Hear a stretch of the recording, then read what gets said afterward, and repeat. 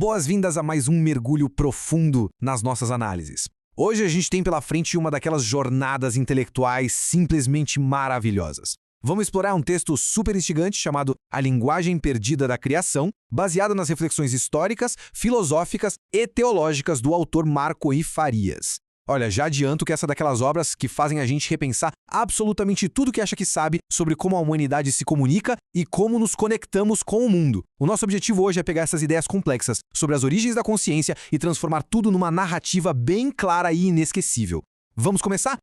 Então, vamos direto ao grande mistério que dá o pontapé inicial nisso tudo. Imagina só, será que existiu uma língua original?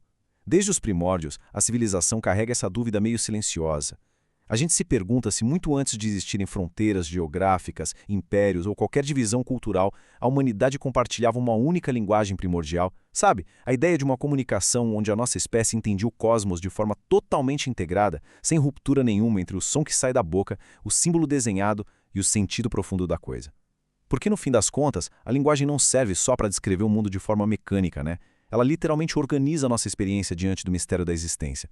Ou seja, investigar a origem de como a gente fala é, no fundo, investigar a origem da nossa própria consciência.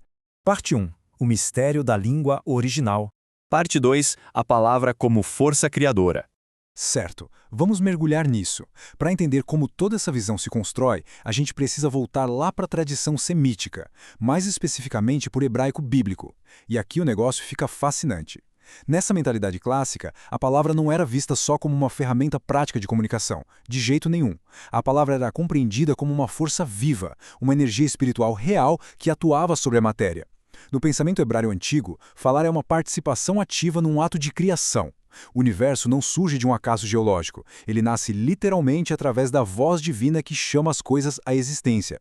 O vácuo é preenchido pelo som da criação.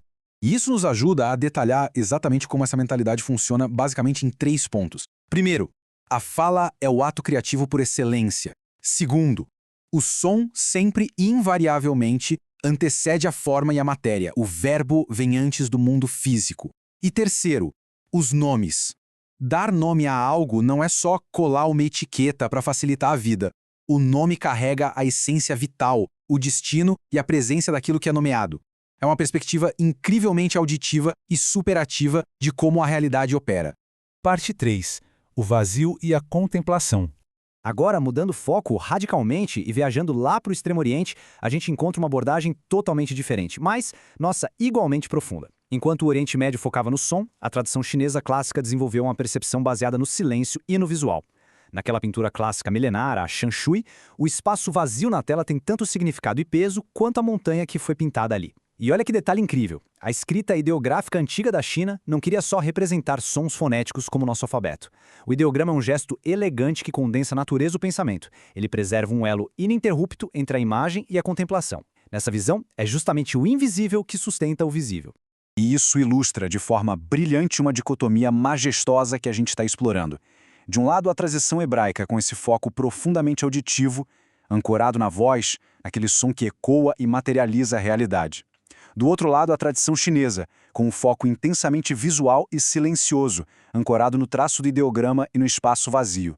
São duas formas completamente magistrais da humanidade tentar capturar exatamente o mesmo mistério primordial. E é aí que chegamos num conceito filosófico simplesmente lindo, a convergência. Porque, veja bem, apesar de usarem métodos estéticos e teológicos opostos, o som vibrante de um lado e a imagem silenciosa do outro, essas duas tradições chegam numa mesma intuição genial, a intuição de que o absoluto nunca pode ser totalmente aprisionado nas formas humanas. O silêncio entre as letras da Torá e aquele imenso espaço em branco na arte oriental estão reconhecendo exatamente a mesma coisa. Sempre existe um excesso de mistério que vai muito, mas muito além da linguagem. Parte 4. Evolução da escrita ancestral. Mas com toda essa base filosófica maravilhosa, fica a pergunta: como a humanidade tentou, na prática, registrar essa imensidão cósmica? Historicamente falando, tudo começa muito antes de qualquer regra gramatical, lá na pré-história. A comunicação rolava por ritmos, sons, perto da fogueira, gestos sagrados, era pura sobrevivência misturada com deslumbramento. Aí a gente dá um salto para mais ou menos 3.500 a.C. com os sumérios. Pela primeira vez, a voz vira algo visual gravado em argila. Logo depois, os egípcios chegam e elevam essa imagem a um nível de espiritualidade sagrada com os hieróglifos. E, finalmente, temos a consolidação das ricas tradições da antiguidade, como a própria hebraica e a chinesa que a gente acabou de ver. Hoje em dia, a nossa ciência e a linguística moderna tentam arduamente reconstruir esse passado.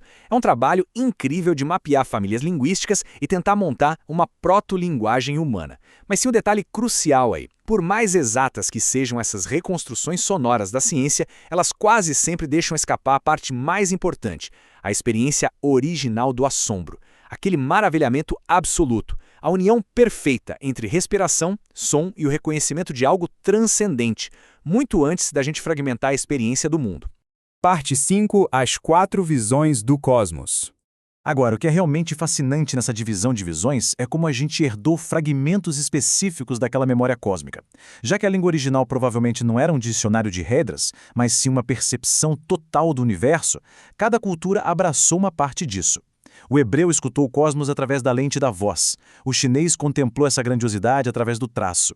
O grego foi lá e organizou tudo pelo pensamento e pela razão, o famoso logos. E claro, a figura do místico experimentou esse cosmos da forma mais pura possível, através do silêncio.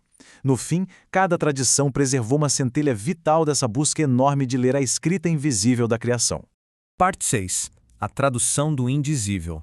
E encaminhando a nossa análise para uma síntese, toda essa jornada muda completamente o jeito de encarar a linguagem.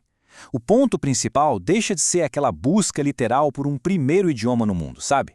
O que a gente percebe é que a humanidade fala, e fala sem parar, simplesmente porque continua sendo confrontada pelo absurdo e pelo mistério da própria existência.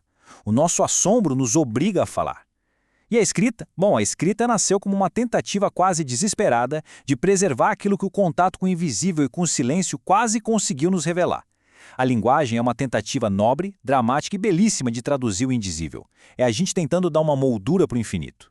E é exatamente por isso que a gente fecha a nossa análise de hoje com uma constatação simplesmente linda. Toda palavra humana carrega a nostalgia de retornar à voz original que um dia chamou o universo à existência.